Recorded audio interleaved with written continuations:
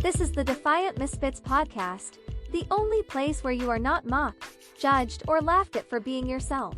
You are entering a space where you can be unapologetically you. Stop minding what others may say. Jump in. Let's soar high up the sky, and whenever they try to hold us down, let's roar like the kings and queens of the jungle we are. 5 benefits of being a misfit entrepreneur. You might think that fitting in will help you get ahead in business, but it's not true. Standing out is the only way to reach your fullest potential. It's also the only way to build strong relationships. Connecting and fitting in are two different things. As counterintuitive as it might seem, trying to fit in will actually prevent you from authentically building relationships, especially with successful people. You'll never be able to connect with high-level people if you don't have a high-level sense of self. Being a misfit is to an entrepreneur's advantage. Choose to stick out, think for yourself and be yourself. If you do this right, you'll reap a lot of rewards. Your relationships will be stronger, your profits will be bigger, and your business will become more respected. Here are the benefits you will enjoy by being a misfit. 1. Better relationships. It's easy to build fake relationships. It's easy to lose them, too, because as soon as you stop doing what the other person wants and start acting like your real self, that person will leave you. When you choose to be yourself and stick out, you'll attract people who like you and your business just the way they are. You'll build lifelong relationships with them because you'll like the same things and have the same goals. Don't pretend to be someone you're not. Don't chase fitting in. If you do find yourself chasing a client, collaborator, or mentor for the wrong reasons, don't beat yourself. Instead, remind yourself that there are 7 billion people on the planet and that you should focus on only those who like the real you. 2. Bigger profits. It's not easy being an entrepreneur. When you're starting a new business, it can feel like you're sinking into a pit with 1,000 heavy weights piled on top of you. You're constantly facing the reality of waking up the next day broke and desperate. Under these conditions, it's easy to start entertaining the idea that you'd be happier and richer if you returned to your corporate job.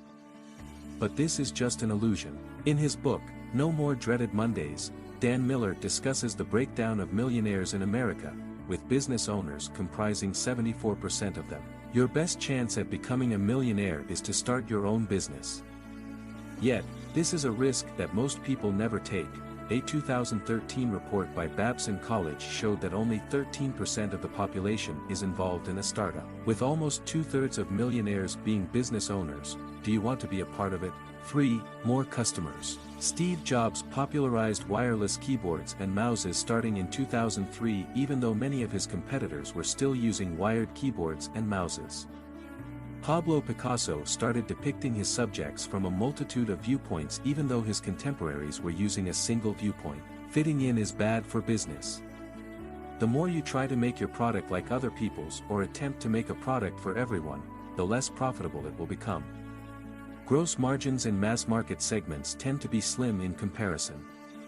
There's just too much competition. By entering niche markets with a misfit product, you might enjoy higher margins and other benefits. Misfit products are those that don't fit into the mass market. They offer massive value but only to a few individuals. Your goal should be to dominate a tiny niche market and grow out from there. Don't try to spread yourself out over every market and grow in. It doesn't work. 4. Faster adaptation. Have you ever gone to a meeting with 10 or more people and tried to get anything done? It's impossible. As Susan Cain put it in her New York Times article, The Rise of the New Groupthink, decades of research show that individuals almost always perform better than groups in both quality and quantity, and group performance gets worse as group size increases. Misfits, on the other hand, move fast. What they lack in size, they make up for in mobility and creativity.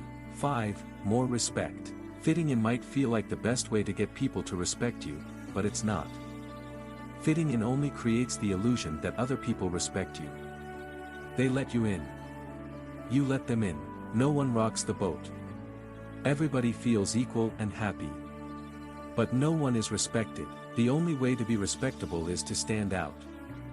This means being a little aggressive and defiant. Certain types of assertive and rule-breaking behaviors are attractive. In fact, A 2012 study by the American Psychological Association found that people rate defiant and surly misfits as more admirable than their polite and group-oriented peers. Don't be a jerk, but don't be afraid to rock the boat and stand out either. People will look up to you for it and be inspired to stand out, too. The defiant misfits do not advocate mindless rebellious behavior. We vouch for people who deviate from common societal norms that lead masses into the bottomless pit. Go against the truth at your own risk. Go against the lies, because that's where the path to greatness lies. The show is hosted by Jesse Kim Earthy.